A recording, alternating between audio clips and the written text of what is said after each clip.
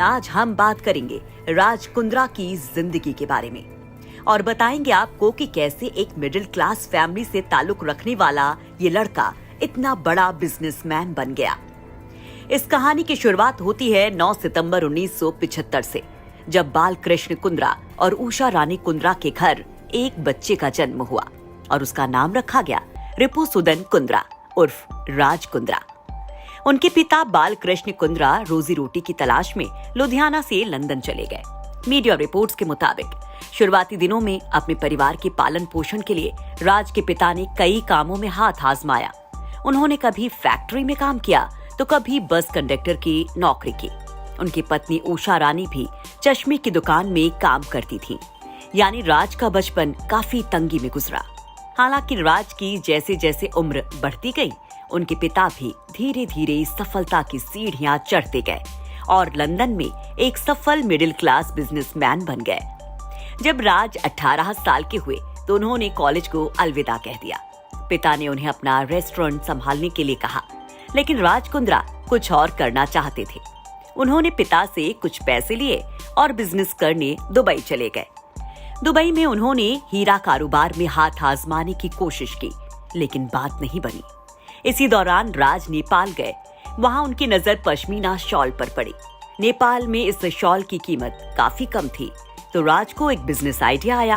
उन्होंने नेपाल से कई शॉल खरीदे और लंदन वापस आ गए। यहाँ उन्होंने कुछ ब्रांडेड स्टोर से टाई अप किया और ये शॉल लंदन में बेचने शुरू कर दिए। फिर क्या था, राज का बिजनेस चल निकला और कुंद्रा का टर्नओवर लगभग 20 मिलियन यूरो हो गया। राज के पास अब बाकी बिजनेस में हाथ आजमाने के लिए पर्याप्त पैसा था। उन्होंने हीरो के व्यापार में हाथ आजमाया और कामयाब रहे। रूस, यूक्रेन और यूएई जैसे देशों में व्यापारिक संभावनाएं देखते हुए राज ने खनन और रियल एस्टेट के क्षेत्र में भी हाथ आजमाया। बहुत कम लोग ये जानते होंगे कि साल 2004 में सक्सेस पत्रिका ने राज को ब्रिटेन के सबसे अमीर एशियाई मूल के लोगों की सूची में 198वें नंबर पर रखा था। उस वक्त राज की उम्र सिर्फ 29 साल थी और उस वक्त वो इस सूची में शामिल होने वाले सबसे युवा व्यक्ति थे। राज की पहली शादी 2005 में कविता से हुई। इन दोनों की एक बेटी भी हुई, लेकिन 2007 में राज और कविता का तलाक हो गया। फिर साल 2007 में शिल्पा शेट्टी ने बिग ब्रदर शो में शिरकत की और इंग्लैंड में खूब लोकप्रियता बटोरी और इस शो की विनर भी रही।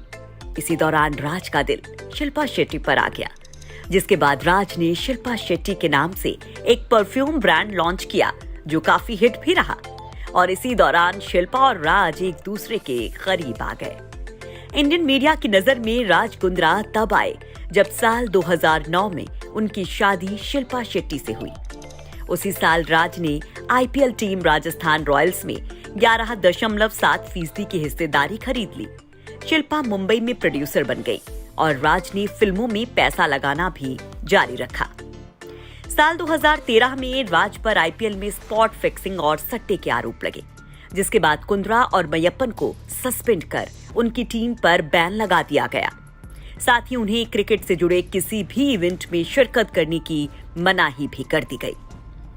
बिजनेस की बात करें तो राज ने ओटीटी और lottery software solutions company Viaan Industries, Bharat में एफ&बी, बेस्टियन रेस्टोरेंट का संचालन करने वाली company Bastian Hospitality Private Limited, protein and energy drink कारोबार में लगी एक्वा एनर्जी बेवरेज एलएलपी और सोशल लाइव स्ट्रीमिंग ऐप का संचालन करने वाली company GL Stream India Private Limited में निवेश किया। Viaan Industries entertainment, gaming, licensing और एनिमेशन कारोबार में है। इसके अलावा भी राज ने कई बिजनेसेस में अपना पैसा लगा रखा है। यही नहीं, राज कुंद्रा ने how not to make money नाम की एक किताब भी लिखी है। साल 2019 में ईडी ने दाऊद के गुर्गे के लिए काम करने वाले एक व्यक्ति रंजीत बिंद्रा को गिरफ्तार किया। बाद में ईडी ने रंजीत बिंद्रा के साथ राज के कारोबार के चलते उनसे पूछताछ की। साल 2020 में एक्ट्रेस पूनम पांडे ने राज के खिलाफ केस दर्ज करवाया। फिर फरवरी 2021 में सागरिका सोना सुमन नाम की एक एक्ट्रेस ने भी मीडिया में आकर राज पर संगीन आरोप लगाए, जिसके बाद राज पर पोर्नोग्राफी केस में शिकंजा कसता चला गया और नौबत गिरफ्तारी तक आ गई। अब देखना ये होगा कि क्या राज कुंद्रा खुद पर लगे इल्जामों को गलत साबित कर पाते हैं या नहीं।